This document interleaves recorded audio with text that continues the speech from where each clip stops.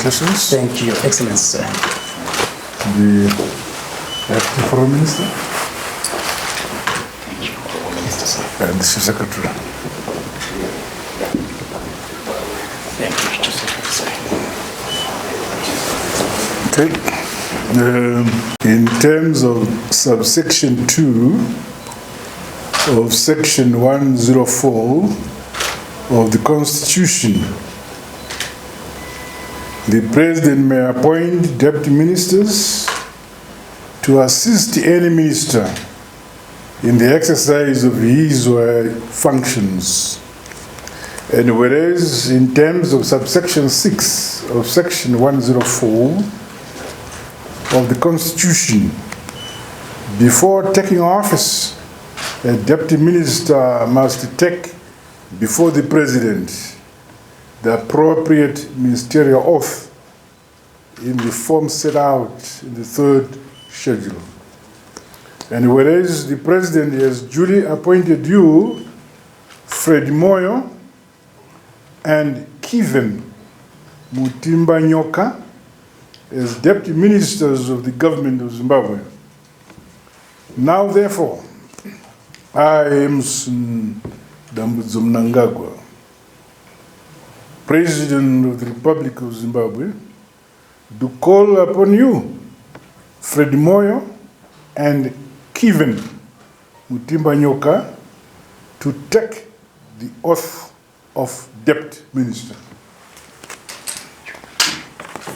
I, Fred Moyo, swear that I will be faithful to Zimbabwe and in the office of the Deputy Minister will uphold the Constitution and all laws of Zimbabwe, that I will give my advice to the President of Zimbabwe freely and to the best of my judgment whenever I am required to do so for the good management of public affairs of Zimbabwe, that I will not disclose directly or indirectly any secret that is entrusted to me in the course of my duties as Deputy Minister, and that in all respects I will perform the duties of my office faithfully and to the best of my ability.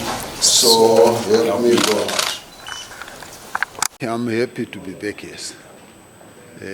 I think maybe there was unfinished business, you never know, but let me go back and start again and see what we can achieve here.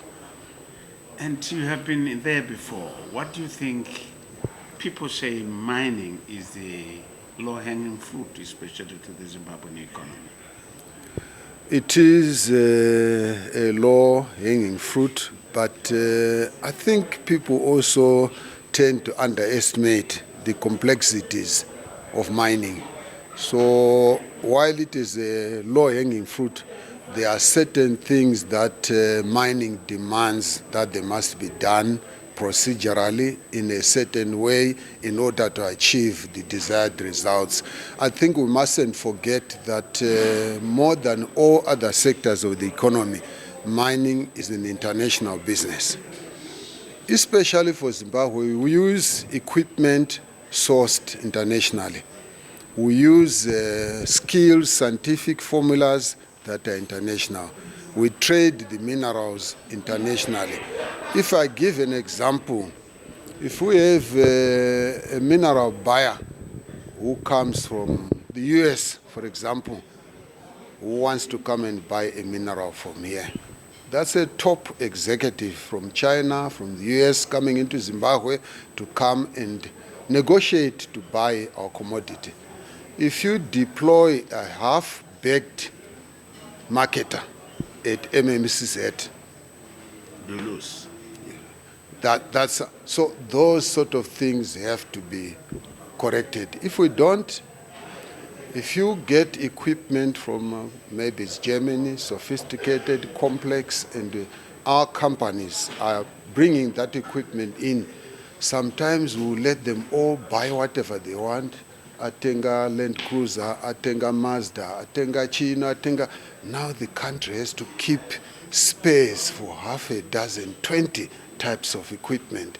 You need to say in Zimbabwe, our mining sector is regulated to use technology of this type, of this standard, so that the universities and colleges train focused on certain practices and technologies. So we have work to do.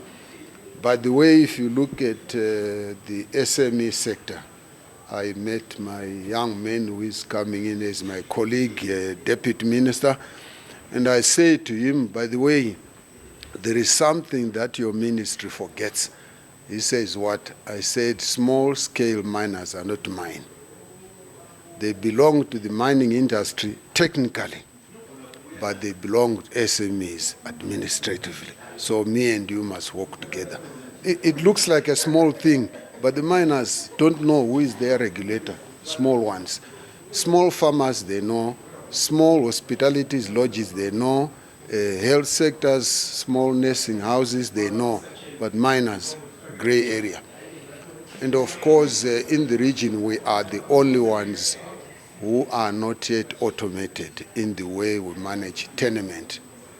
Investors worry more about title security than anything else. And we are not in the right place.